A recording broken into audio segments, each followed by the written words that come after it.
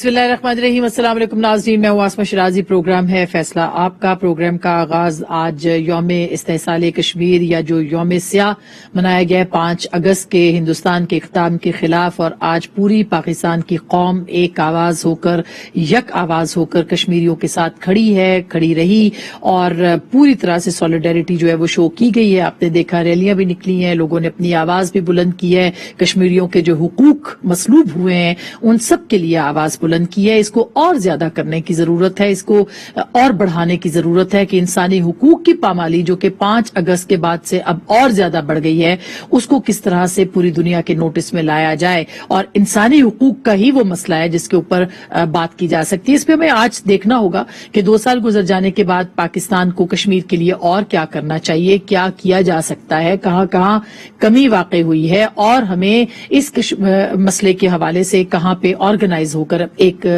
तरफ जो है एक मंजिल की तरफ बढ़ना पड़ेगा और बढ़ना चाहिए, कमियां कहां पे, इस पे भी हम बात करेंगे आज के इस प्रोग्राम में। इसके साथ साथ आज अफसोसनाक वाकया कल एक पेश आया था रहीम यार खान में, जहां पे एक मंदिर की बेहुरमती की गई और वहां पे न सिर्फ आग लगाई गई बल्कि मंदिर को जलाया गया, और उसके साथ साथ उसकी जो तस्वीर थी, उसकी जो फुटेजेस थी, वो सोशल मीडिया के ऊपर बराह रास्त दिखाई गई। ये बहुत ही अफसोसनाक काबिल मुजम्मत वाकया था। बहरहाल इसके ऊपर अब एडमिनिस्ट्रेशन जो है उसने नोटिस लिया है, वजीर आजम पाकिस्तान ने इसका नोटिस लिया है, चीफ जस्टिस ऑफ पाकिस्तान ने इसका नोटिस लिया है। लेकिन सवाल ये है कि हम, हमारी अकलियतें, जो कि अकलियतें नहीं है दरअसल वो पाकिस्तानी हैं, वो हमारा हिस्सा है, हमारे परचम का हिस्सा है, हमारी कौम का हिस्सा है, हमारे वतन का हिस्सा है, उनको हम क्यों इतना वल्नरेबल कर रहे हैं? कैसे वक्त पे जब पूरी दुनिया हमारे ऊपर उंगलियां उठा रही है, हम ऐसे वाकयात क्यों कर रहे हैं? इस पे बहुत ज्यादा सख्त इकदाम करने की जरूरत है और किए जा रहे हैं। जो चीफ जस्टिस साहब ने नोटिस भी लिया, उम्मीद की जा सकती है कि इंसाफ जरूर मिलेगा। इस पे बात करेंगे। और इसके साथ साथ कल एक और अहम इशू है जो कि अक़वाम मुत्तहिदा की सलामती कौंसिल का इजलास तलब किया गया है, और इसमें अचंभे वाली बात यह है कि अफगानिस्तान के तरफ से ये दरखास्त की गई थी हिंदुस्तान को, जो कि सलामती कौंसिल की इस वक्त उसके पास सरबराही है, कि अफगान इशू के ऊपर जो है इस इजलास को तलब किया जाए। और अब जाहिर है कल जब ये इजलास होगा उसमें बहुत सारी बातें आएंगी, उसमें पाकिस्तान के ऊपर प्रेशर्स भी आ सकते हैं।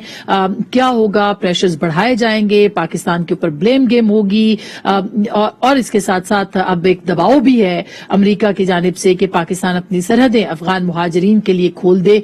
क्या सूरत हाल हो सकती है इस खित्ते के अंदर, पाकिस्तान कहां खड़ा है, इसके ऊपर भी बात करेंगे। और आज जब से थोड़ी देर पहले कौमी सलामती कमेटी का इजलास भी पाकिस्तान में हुआ है, बहुत अहम इजलास हुआ है वजीर आजम की सरबराही में, और इसमें भी गौर किया गया है कि खित्ते और कश्मीर के मसले और अफगानिस्तान के ऊपर जो है वो क्या लाए अमल रखना चाहिए। इस पे हम आज जरूर बात करेंगे। कुछ प्रोग्राम में बात होगी पाकिस्तान के जो अंदरूनी सूरत हाल है, सियासी सूरत हाल है, सफबंदियां हो रही हैं, PTI सिंध में जा रही है, सिंध के अंदर मुख्तलिफ अलायंस बन रहे हैं, पंजाब के अंदर जहांगीर तरीन ग्रुप कितना तगड़ा हो रहा है, और अभी जो हालिया वाकया हुआ है नजीर चौहान साहब का, क्या जहांगीर तरीन ग्रुप जो है वो कायम भी रह सकेगा, बरकरार भी रह सकेगा। और फिर नून लीग के अंदर की जो महाजराई है, शहबाज शरीफ एक तरफ मफाहमत की बात कर रहे हैं और दूसरी तरफ शहबाज शरीफ साहब जो हैं उनके खिलाफ आज कुछ नए मुकदमात की, नई इंक्वायरियों की भी बात हो रही है। तो ये सब मामला जो हैं नए इंतखाबात से पहले, अगले इंतखाबात से पहले, नई सफबंदियां, कहां कौन खड़ा होगा, इसके ऊपर भी बात करेंगे। हमारे साथ आज बहुत मोतबर पैनल है तज्जिया निगारों का। हमारे साथ मौजूद होंगे जनाब मजहर अब्बास साहब, किसी तारुफ के मोहताज नहीं है, पाकिस्तान के सीनियर तरीन सहाफियों में से हैं। बहुत शुक्रिया आपकी तशरीफ आवरी का। जनाब जनरल रिटायर्ड अमजद शोएब साहब हैं, दिफाई तज्जिया निगार हैं, से कश्मीर और अफगानिस्तान के इशू पे भी बात होगी। और थोड़ी देर में हमें जनाब ओवैस तौहीद साहब स्टूडियोज में ज्वाइन करेंगे, पाकिस्तान के मारूफ तज्जिया निगार सीनियर सहाफी हैं वो भी। आप सब लोगों का बहुत बहुत शुक्रिया। सबसे पहले जनरल साहब आपके पास आना चाहती हूँ कि ये जो एक तो कश्मीर के ऊपर हमें, आपको लगता है कि इनफ हमने किया है, हमने बहुत बेहतर 2 सालों के अंदर इस मसले को उजागर किया है, कहाँ कहाँ कमी रह गई है खास करके सफारती महाज के ऊपर? बिस्मिल्लाहिर्रहमानिर्रहीम। देखिए, अगर हम मवाजना करें, एक वो हफ्ता जबकि हमारी हुकूमत ने फलस्तीन के इशू पे काम किया था, शाह महमूद कुरैशी साहब की सफारतकारी का एक नमूना, जहां वो कभी आपको अंकारा नजर आते थे, कभी यूनाइटेड नेशन में, कभी वो इंटरव्यूज दे रहे हैं वॉशिंगटन में बैठ के, और सफारतकारी का एक आप कह लीजिए कि जैसे यूं लगता है कि आग लगा दी थी हर तरफ, और दबा बहुत ज्यादा भाग दौड़ और बड़ी एक जोशीला काम किया। वहां पे उनके फॉरेन मिनिस्टर भी साथ रहे, इनके फलस्तीन के। ये सारी चीजें जाहिर करती हैं कि अगर हम करना चाहें तो बड़ी जबरदस्त एफर्ट कर सकते हैं, लेकिन मुझे इस जैसा एक हफ्ता भी कश्मीर वाली जो हमने की सफारतकारी उसमें वो नजर नहीं आया कि हमने ये किया। खास तौर पे जब ये 5 अगस्त को पहली दफा ये किस्सा हुआ तो उसके बाद तो एक तूफान खड़ा करना चाहिए था, जो हमने नहीं किया। हमने बहरहाल चीन से रिक्वेस्ट की और यूनाइटेड नेशन वगैरह में थोड़ी बहुत बातचीत हुई, वो भी पर्दों के पीछे, तो उसका कोई किस्सा खास रिजल्ट नहीं आया। तो जरूरत इस बात की होती है कि आप एक मुहिम, एक बड़ी वेल प्लान्ड मुहिम चलाएं, और मुहिम में उस वक्त तक कोई कमी नहीं आनी चाहिए, कमजोरी नहीं आनी चाहिए जब तक कि आपको आपके मकासद हल ना हो जाए। अगर आप ये कहें कि हमने यूनाइटेड नेशन को खत लिख दिया, सिक्योरिटी काउंसिल को एक चिट्ठी चले गई, हमने 4 ट्वीट कर दिए, हमने 2 स्टेटमेंट्स दे दी, तो वो मेरा ख्याल है कि उसमें सफारतकारी का कोई खास कमाल नहीं है। कितने कैपिटल किए, कहां कहां जाके कन्विंस किया, लोगों को बताया कि जनाब ये कितना गैर कानूनी काम हुआ है, इसके नतीजे क्या हो सकते हैं। तो एक मुनज्जम तरीके से ऑर्गेनाइज्ड जो कैंपेन थी वो पाकिस्तान नहीं चला सका सफारती सतह के ऊपर, भले वो मुस्लिम ममालिक के साथ था मामला या वो अरब ममालिक के साथ था, लेकिन वो नहीं हो सका। मैं ख्याल है जनरल साहब के साथ थोड़ी सी लाइन में प्रॉब्लम है। मजहर साहब, आप क्या कहेंगे? ये जो हमें एफर्ट्स करनी थी सफारती सतह के ऊपर, और खास करके हमने देखा OIC का इजलास ही भी नहीं बुलाया जा सका, और फिर उसके बाद मतलब वज़राए खारजा की हद तक भी उसके ऊपर काम नहीं हो सका। तो इसको आप किस तरह से देखते हैं? हमारी इसमें कमी है या मुस्लिम उम्मा की तरफ से कोई मामला जो है वो खराब थे? शुक्रिया आसमा। मेरा ख्याल है हमने जो पोस्ट मोदी एरा है उसको सही मानों में हमने एक्सप्लॉइट ही नहीं किया।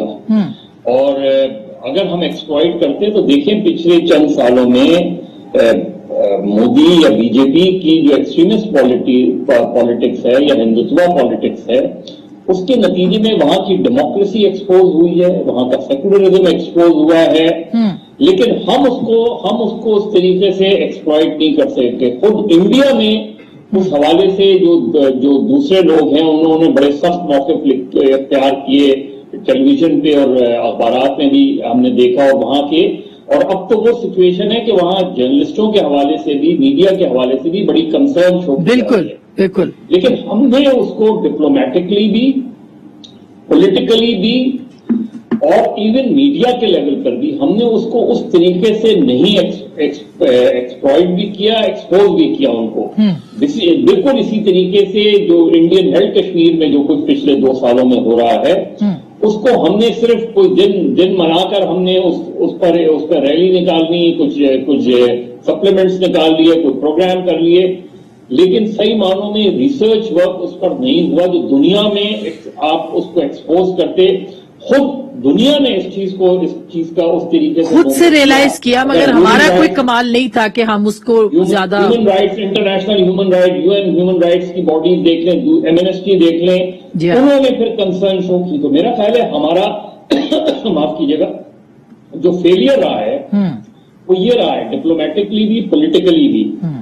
फिर ये कि आप जवाब कैसे दे सकते हैं जहां उनकी डेमोक्रेसी कमजोर हो रही है, बिल्कुल, जहां वहां एक्सट्रीमिज्म बढ़ रहा है। हम अपनी डेमोक्रेसी को स्ट्रॉन्ग करें, दुनिया को बताएं कि हमारी डेमोक्रेसी इंडियन डेमोक्रेसी से बेहतर है, जो कि नहीं हो रही। ठीक बात है। अच्छा, वैसे अब आप क्या कहेंगे इसके ऊपर? जाहिर है कि जो इस वक्त सूरत हाल कश्मीर के अंदर है, हमें एक बहुत बेहतर पिक्चर मिल गई 5 अगस्त के बाद कि मोदी गवर्नमेंट सरकार जो है वो क्या कर रही है, उसके इरादे क्या हैं। हमारे हाथ से भी पैगाम रिसानी इस तरह से हुई कि कोई पैराडाइम शिफ्ट हो गया पॉलिसी के अंदर। क्या हम भी कंफ्यूज्ड हो गए हैं इस मामले के ऊपर, इसलिए हम सफारती सतह के ऊपर इस मामले को उजागर नहीं कर सकते? असमा, मुझे ऐसा लगता है कि हम कई दिहाइयों से जिंगोइज्म में फंसे हुए हैं, और इंडिया पे और इंडिया के अंदरूनी हालात जो हैं उसकी रिसर्च हम करते ही नहीं है। हमारे थिंक टैंक्स करते हैं, वो कहते हैं कि जी वन लाइनर्स बस ठीक है, हम कश्मीरियों के साथ हैं, बिल्कुल कश्मीरियों के साथ हैं। और बचपन से मैंने और आपने आंख खोली है तो यही बात بات ہے نا کہ کشمیر کا مسئلہ ہمارے دل سے بہت قریب ہے، لیکن 2016 میں برہان وانی کی شہادت کے بعد ایک نئی لہر آئی اور وہ انڈیجنس موومنٹ تھی. ماضی میں الزامات ہوں گے پاکستان پہ، لیکن اس پہ دو رائے ایون انڈیا کے اندر بھی نہیں ہے کہ انڈیجنس موومنٹ نہیں ہے. ینگ لڑکے لڑکیاں ہیں. جس وقت ہم بات کریں اسما، آپ یہ دیکھیے کہ اس وقت اب انہوں نے کیا کیا ہے کہ جو بچے بچیاں جو جوان ہو گئے ہیں اور انہوں نے کبھی ماضی میں پتھر پھینکے تھے، ان کو نہ پاسپورٹ کا حصول کا حق ملے گا، نہ ان کو جاب ملے گی. آپ دیکھیں کس طریقے سے گلا گھوٹ رہے ہیں. تو 2016 کے بعد ایک تو ہم یہ سب ہماری ریسرچ میں کہیں نہ کہیں کمی رہی، دوسرا ہماری ریاست نے یا ہمارے ریاستی اداروں نے یا حکومت نے، جو مودی ہے بی جے پی کے، ان کو پہچاننے میں یا ان کو آئیڈینٹیفائی کرنے میں کہیں نہ کہیں کوئی خامی رہی، اور اس کو وہ واجپئی کے ساتھ کمپیئر کرتے رہے. واجپئی ایک ٹھیک ہے بی جے پی کا تھا، بی جے پی کی ایکسٹریمسٹ وہ تھی، لیکن وہ ایک شاعر آدمی تھا، ایک سافٹ اسپوکن آدمی تھا. مودی تو ایک سرٹیفائیڈ، یعنی کہ پوری دنیا کے اندر پتا ہے گجرات کے اندر 2002 میں کیا کیا، پھر اس کے بعد کس طرح مسلمانوں کے خلاف کیا. میں یہ نہیں سمجھتا کہ پاکستان نے جو ہے اسما کہ اس میں اٹھانے میں کوئی ایشو اٹھانے میں مسئلہ کیا، لیکن مسئلہ ہے ہماری انڈیا کی ڈائنامکس کو سمجھنے کا اور ہماری فورن پالیسی کے اندر. ویسے ہم سمجھتے تھے کہ مطلب عرب ممالک ہیں، یو اے ای وغیرہ، یہ ہمارے بہت کلوز ہیں اور ہمیشہ سے رہے بھی ہیں، ایسا نہیں ہے آج بھی رہے، لیکن مسئلہ کشمیر کے اوپر ہم ان کی سپورٹ نہیں حاصل کر سکتے اور ان کا ٹلٹ جو ہے وہ زیادہ ہندوستان کی طرف رہا ہے. آپ دیکھ لیجئے یو اے ای دیکھ لیجئے، سعودی عرب دیکھ لیں، یو اے ای نے سویلین ایوارڈ دے دیا مودی کو جس وقت یہ معاملہ سارا ہو رہا تھا. ٹرکی ہمارے ساتھ رہا، ملیشیا ہمارے ساتھ رہا، انڈونیشیا ہمارے ساتھ رہا، چین ہمارے ساتھ رہا. دیکھیے اس وقت اسما 2-3 چیزیں ہیں جو سمجھنے کی بات ہے. یعنی کہ میں، آپ، جنرل امجد صاحب یا مدر عباس صاحب، ہم تو ظاہر بات ہے سولیڈیرٹی کے لیے بیٹھے ہوئے ہیں اس وقت بھی جو آپ کی بیٹھک ہے، لیکن سمجھنے کی بات یہ ہے کہ اس وقت کیا کمزوریاں ہیں. اس وقت مودی کی حکومت کو سب سے بڑی جو ان کی کورونا وائرس کو پینڈیمک کو سنبھالنے کی کوشش تھی وہ ناکام ہوئی، اور اس سے ان کی ایک مائٹی جو ایک پاور تھی اس کی مت بھی ختم ہوئی کہ امریکہ یہ سوچ رہا تھا کہ ارے یہاں تو میں اور آپ جائیں تو ساؤتھ کے اندر ہمارے آپریشن ہو جائے، لیور پلانٹ ہو جائے، وہ نہیں ہوا. دوسرا ان کو لداخ کے اس میں مستقل شکست ہوئی ہے چین پہ. افغانستان کے اندر وہ بیچ میں آئسولیٹ رہے ہیں. تو اس کا مطلب یہ ہے کہ آپ کے پاس موقع ہے. افغانستان پہ جیسے بھی اویس صاحب نے اچھا مجھے لنک دے دیا مظہر صاحب، امجد شعیب صاحب سے شاید ہمارا رابطہ اس لیے منقطع ہے کہ اسلام آباد میں بہت تیز بارش ہو رہی ہے اس وقت اور کچھ انٹرنیٹ کے مسائل بھی ہیں، لیکن مطلب یہ جو افغانستان کے اوپر آپ دیکھیں جو اویس صاحب نے بات کی، ہندوستان لا تعلق تھا اور کبھی بھی اس کا اس طرح سے تعلق نہیں بنا. اب کل سلامتی کونسل کا اجلاس ہو رہا ہے جو کہ افغانستان کی خواہش کے اوپر ہندوستان بلا رہا ہے. تو ہم کہاں کھڑے ہیں؟ ہمیں کیا کوئی ہمارے اپنے اندر بھی کوئی ہم جانچ رہے ہیں کہ کہاں کمی ہے؟ آسما یہی نہیں، دیکھیے جو ابھی کچھ دنوں پہلے معید یوسف صاحب نے امریکی صدر سے ایک طرح کا گلہ کیا. آپ برطانیہ کا ایٹیٹیوڈ دیکھیں کہ برطانیہ نے انڈیا کو، یعنی حالانکہ انڈیا کی کتنی گریو سچویشن ہے لیکن انڈیا کو ریڈ لسٹ سے نکال دیا اور پاکستان تاحال موجود ہے. بالکل تاحال موجود ہے. یہ ساری وہ چیزیں ہیں جس کا بہت تفصیل سے جائزہ لینے کی ضرورت ہے، اور معاف کیجیے گا کہ صرف سیاسی قیادت کو جائزہ لینے کی ضرورت نہیں ہے. میرا خیال ہے کہ جتنے پڑھے لکھے لوگ ہیں، اکیڈمکس ہیں، ان کو جائزہ لینے کی ضرورت ہے کہ یہ اس وقت ہم کہاں آ کے کھڑے ہو گئے ہیں کہ ہم تمام تر اچھے ایفرٹ، یعنی کووڈ کے خلاف بھی ہم نے بہت اچھی ایفرٹس کی، بہت اچھی ہم نے ایگزامپل سیٹ کی. اسی طریقے سے جو عمران خان صاحب مسلسل پچھلے 3 سالوں میں انہوں نے بات چیت کے لیے انڈیا کو بہت مرتبہ آفر کی، بہت آؤٹ آف وے جا کے چیزوں کو کرنے کی کوشش کی، لیکن وہ اس مائنڈ سیٹ کو جو ہے وہ change کرنے نہیں میں بدل کامیاب سکتے. ظاہر ہے اور نہیں ایک دم سے پاکستان- بدلا بھی نہیں جا سکتا. بالکل جنرل صاحب افغانستان کے اوپر ذرا بتائیے گا کہ وہاں ہم کہاں کھڑے ہیں اس وقت. ظاہر ہے ہم وہ اسٹیٹ ہیں جس پہ امریکہ دباؤ ڈال رہا ہے کہ اپنی سرحدیں کھول دیں آپ اور مہاجرین کو جو ہے وہ آنے دیں پاکستان کے اندر. دوسری جانب جو ہے وہ ہمیں نہ کال آ رہی ہے نہ کوئی ہم سے بات کرنے کو تیار ہے. دیکھیں جہاں تک کال کا تعلق ہے اس کا تو میرا خیال ہمیں تذکرہ بھی نہیں کرنا چاہیے.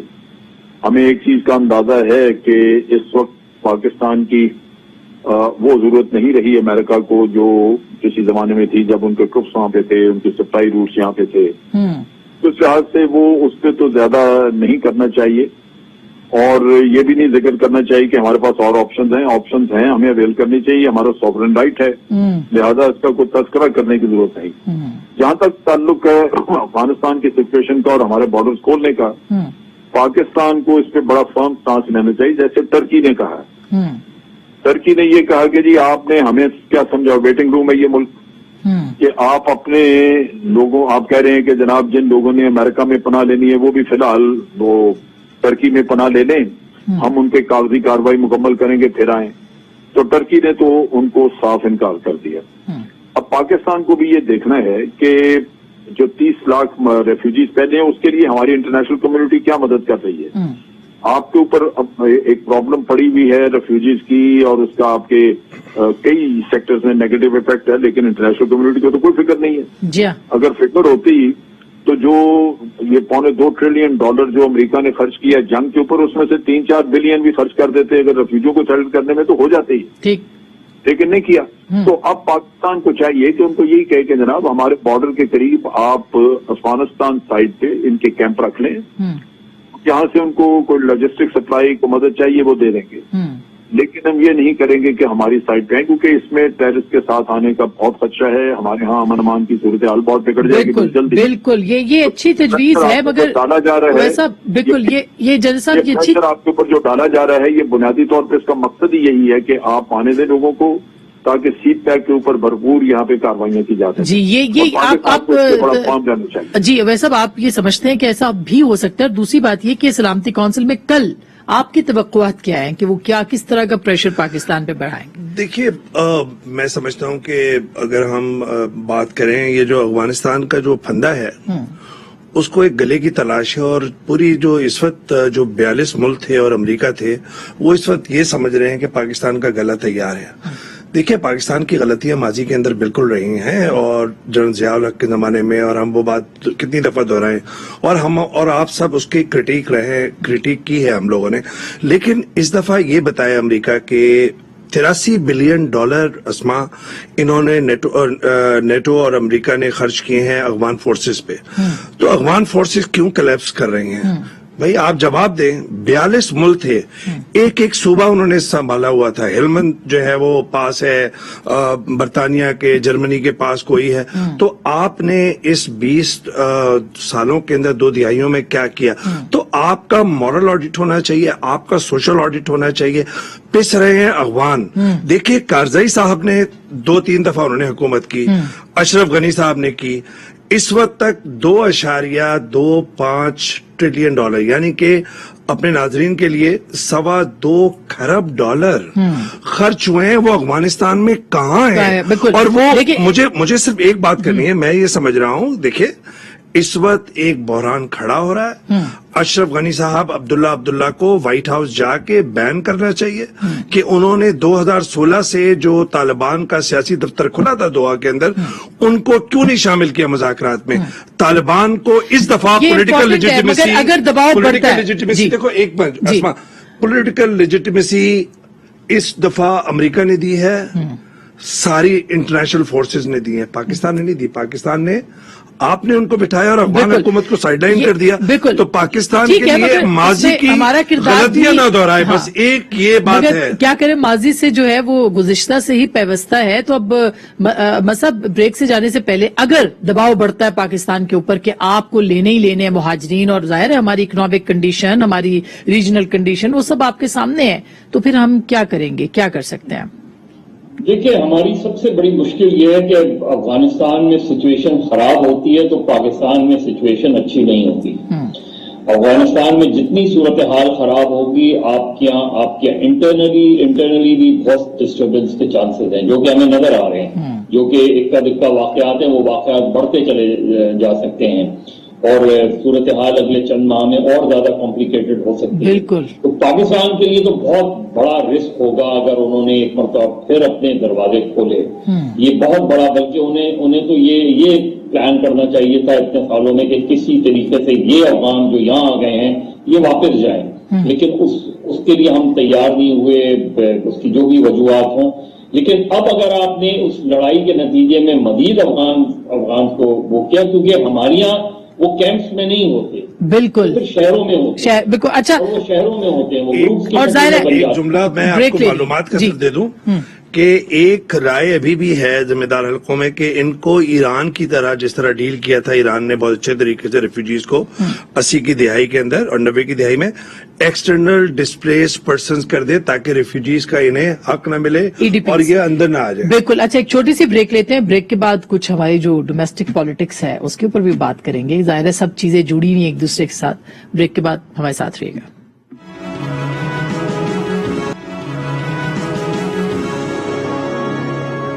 کے اوپر کہ دباؤ کتنا آ سکتا ہے اور پاکستان کو کیا کرنا چاہیے، پھر ہم اپنے پولیٹیکل ایشوز پہ آئیں۔ جی کیونکہ میں یہی بات کرنا چاہ رہا تھا۔ دیکھیے سی پیک جو ہے وہ چائنا کا بھی پروجیکٹ ہے اور رشیا بھی اس کو استعمال کرنا چاہتا ہے۔ یہ دباؤ پاکستان اکیلا اگر ہینڈل کرنے کی کوشش کرے گا تو بڑی مشکلات ہوں گی پاکستان کے لیے۔ شاہ محمود قریشی صاحب کو فوری طور پہ چائنا کا دورہ کرنا چاہیے، رشیا جانا چاہیے، ایران جانا چاہیے اور ہر جگہ پہ جوائنٹ کمیونیکے ایک جوائنٹ ان کی اسٹیٹمنٹ ایشو ہونی چاہیے جہاں یہ خطے کی پالیسی لے کے آئے، ٹھیک، کہ یہاں پہ امن کرنے کے لیے سارے یہ رشیا، چائنا، پاکستان یہ انٹرسٹڈ ہیں۔ امریکہ کے اصل ہدف کیا ہے، اس کے اصل مقاصد کیا ہے، وہ کبھی ڈکلیئر نہیں کرے گا، وہ بظاہر امن کی بات کرے گا لیکن پیچھے کچھ اور ہوگا۔ بالکل۔ لہٰذا یہ ضرورت ہے کہ ہم اکیلے ہینڈل کرنے کے بجائے فوراً ریجنل کنٹریز کو انوالو کریں اس میں، اچھا، اور پھر اس کو کنفرنٹ کریں امریکہ اور کو لے کے جانا چاہیے۔ اویس صاحب، مجھے صرف دو لائنیں ایڈ کر دوں۔ ابھی تازہ خبریں آ رہی ہیں میاں صاحب کو شاید برطانیہ جانے کا ان کا ویزا نہیں مل رہا، ختم ہونے کو نہیں ہو رہی۔ دیکھیں، میں سمجھتا ہوں کہ پاکستان کو بائیڈن کے فون کا انتظار نہیں کرنا چاہیے، یہ پہلے ڈیسائیڈ کر لینا چاہیے کہ وہ چائنا کے ساتھ اور امریکہ کے ساتھ توازن برقرار رکھنے میں کہیں ایک بالکل ہی نہ روٹ جائے۔ ہماری اسٹریٹجک جو الائنس ہے، ہمارا جو ٹرسٹڈ الائی ہے وہ ہے سی پیک اور اس کی وجہ سے چائنا اور دہائیوں سے ہے۔ دیکھیے، امریکہ کو اس وقت پاکستان کے لیے اپنے لیے ایک گریسفل ایگزٹ چاہیے افغانستان سے، اور پاکستان سے اسے اور کچھ نہیں چاہیے، یہ چاہیے کہ جی آپ چائنا کا ساتھ چھوڑ دیں۔ تو میں سمجھتا ہوں کہ فون کا انتظار بند کریں اور نہ اس پہ اصرار کریں، انٹرنیشنل پیپرز کے اندر اپنی سم بند کر دیں، یہ والی سم ہی بند کر دیں۔ ہاں، سم بند کر دیں، اور کیا کہ بھائی ویکسین نہیں لگائی۔ اچھا، اب یہ جو خبریں آ رہی ہیں پولیٹیکل، ظاہر ہے کہ نئی سب بندیاں ہیں، ایک تو ظاہر ہے جو جتنے انٹرنیشنل ایشوز ہیں اس کا پاکستان کی پالیٹکس پہ بھی اثر پڑتا ہے، افغانستان میں کچھ ہوتا ہے، یہاں اتھارٹیرینزم میں اضافہ ہوتا ہے۔ آپ کو کیا لگ رہا ہے نئی سب بندیوں کے اندر آگے؟ مجھے اسما ایسا لگ رہا ہے کہ افغانستان کا جو بحران ہے اور وہ ستمبر کے اندر بڑا ایک کرائسس آپ کے سامنے کھڑا ہوگا جب 11 ستمبر کے بعد، اور جو میری اطلاعات ہیں طالبان کے ذرائع سے بھی اور جو میری انڈرسٹینڈنگ ہے وہ میں آپ کے پروگرام میں بتاؤں کہ خبر کے طور پہ بتا رہا ہوں کہ بڑے شہروں پہ قبضہ افغانستان کے اندر امریکہ، اور جب افغانستان کی ڈائلاگ ہو رہا تھا، نیگوشیشن ہو رہی تھی، تو ایک ٹیسٹ انڈرسٹینڈنگ کے تحت یہ تھا کہ 11 ستمبر کے بعد وہ کریں گے کنٹرول، لیکن چونکہ امریکہ نے یہ ایئر اسٹرائکس کی ہیں اس وجہ سے شاید پہلے ہو جائے، لیکن میں سمجھتا ہوں کہ 11 ستمبر کے بعد ایک بڑا طوفان کھڑا ہوگا، اور اس کا پاکستان کے اوپر بھی اثر پڑے گا۔ ہم کتنے تیار ہیں مزہ صاحب، کیونکہ ہم سنتے ہیں بلاول بھٹو نے اس دن یہ بات کی تھی، باقی پولیٹیکل پارٹیز کی طرف سے کوئی ایسا ہمیں نظر نہیں آتا اسٹیٹمنٹ، لیکن کیا ہماری حکومت اور سیاسی جماعتیں اس کے لیے تیار ہیں، اس بلو بیک کے لیے کو فیس کرنے کے لیے، اور سیاست پہ کیا ہوگا؟ نہیں، تیار نہیں ہے، بلکہ میرا خیال ہے کہ جو جس طرح کی خبریں آ رہی ہیں، جس طرح کا ایک ماحول بن رہا ہے، اس میں تو ہمارا ٹلٹ پرو طالبان نظر آ رہا ہے، اور ظاہر ہے جس طرح کی آپ خبریں آتی ہیں، اور یہاں جو بہت سے گروپس ہیں جو طالبان کو سپورٹ کرتے ہیں، چاہے ڈائریکٹلی نہیں انڈائریکٹلی سپورٹ کرتے ہیں، تو ان کے لیے تو یہ فتح کا موقع ہے، ان کے لیے تو یہ جشن کا موقع ہوگا وہ۔ اب یہ جو صورتحال ہے یہ پاکستان میں اندرونی طور پہ کس حد تک اثر انداز ہوگی وہ بہت دیکھنے، وہ بڑا ٹرکی پیریڈ ہوگا، اور یہ صورت ہے اس میں کہ آپ کی ریاست کی کیا پالیسی ہوگی، ریاست اسے کس طرح کنٹرول کرتی ہے، یہ سب سے اہم سوال ہوگا، کیونکہ عمران خان کا اپنا ایک خاص نقطہ نظر ہے، وہ کسی بھی طریقے سے یوز آف فورس کے خلاف ہیں، یہ ان کی خوش قسمتی ہے کہ جب انہیں اقتدار ملا تو اس وقت شمالی وزیرستان، جنوبی وزیرستان، مالاکنڈ، امن ہو گیا تھا، کراچی، یہاں امن قائم ہو گیا تھا، ورنہ اور صورتحال مختلف ہوتی۔ تو میرا خیال ہے پاکستان کے لیے اور پاکستان کی سیاسی جماعتوں کے لیے کوئی بہت جو ہے اس پہ میں بالکل مطلب جی ایک میں بات کروں، دیکھیے بات یہ ہے باوجود اس کے کہ طالبان کی طرف سے ہمیں کوئی پرابلم نہیں، یعنی وہ انہوں نے ہمارے لیے کوئی دشمنی والا کام نہیں کیا،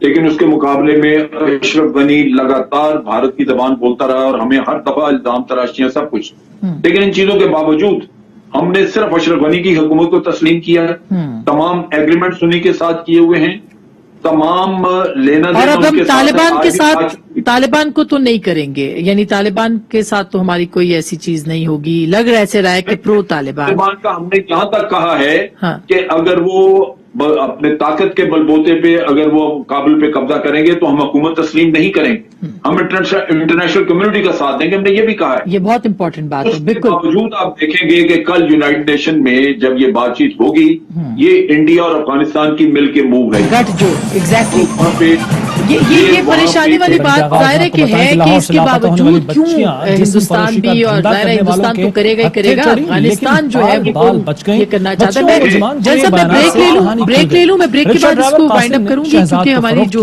سیاست ہے تھوڑے کچھ منٹ رہ جائیں گے، اس کے بعد اس پر ضرور بات کریں گے اثر کیا ہوگا ہماری سیاست کے اوپر۔ بریک کے بعد عدالت نے ملزمان کا ریمانڈ دیتے ہوئے ویلکم بیک ناظرین، ایک دفعہ پھر آپ کو خوش آمدید کہتے ہیں۔ بریک سے پہلے ہم بات کر رہے تھے کہ پاکستان کی سیاست کا نقشہ کیا ہوگا، جو بیرونی خطرات ہیں اس کے پیش نظر، مگر اب تو ویسا بڑی خبر آ گئی کہ میاں صاحب کا ویزا ہی مسترد کر دیا ہے برطانیہ نے۔ اپیل کا حق ہے ان کے پاس، اپیل کر سکتے ہیں۔ اپیل کا تو حق ان کا یہاں بھی چھن گیا، اپیل کا حق وہ جب یہاں سے چلے گئے۔ میں سمجھتا ہوں کہ ظاہر بات ہے کہ ایک سیٹ بیک تو ہے، اور سیٹ بیک اس طریقے سے ہے کہ خود نواز شریف صاحب جب افغانستان کے سیکیورٹی ایڈوائزر سے وہاں پہ ملاقات کر رہے تھے اور اس طرح کے امپریشن دے رہے تھے کہ انٹرنیشنل پاورز کے ساتھ کوئی بہت ان کے تعلقات ہیں، اور ایسے حالات میں برطانیہ سے ان کا مسترد ہونا ویزا، ٹھیک ہے اپیلیں ہیں اور بہت سارے سینیریوز ہیں جس کے اندر وہ آگے اپیل کر سکتے ہیں۔ سب سے بڑا تو یہ ہے کہ کیا وہ الطاف حسین صاحب کی طرح سیاسی پناہ تو حاصل نہیں کریں گے۔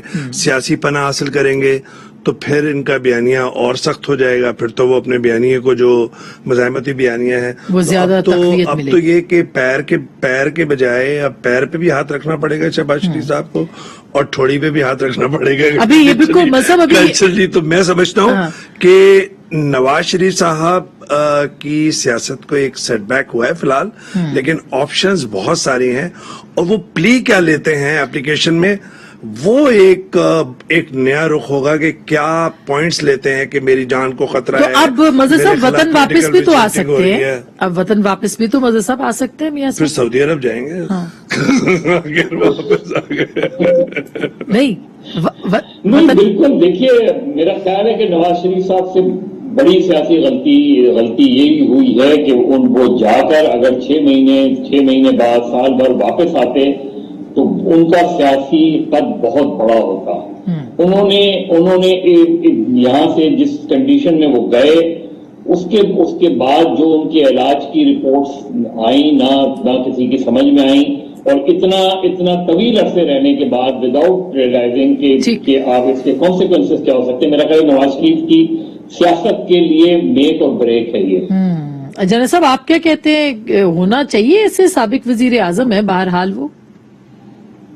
मेरा अपना अंदाजा है कि ये अपील पे ही मामला हल हो जाएगा, और वो जो अभी ओटी बात कर रहे थे कि गालिबन उनको सियासी पनाह देने, वो मेरा ख्याल वहां तक बात जाएगी नहीं। मियां साहब का एक अपना बाहर उनके ताल्लुकात ऐसे मौजूद हैं, बाक़ुव्वतें हैं जिनको वो सूट करते हैं यहाँ पे, वो लाजमन इसमें इंटरफेयर करेंगी, इंटरवीन करेंगी, और ये उससे पहले मामला तय हो जाएगा।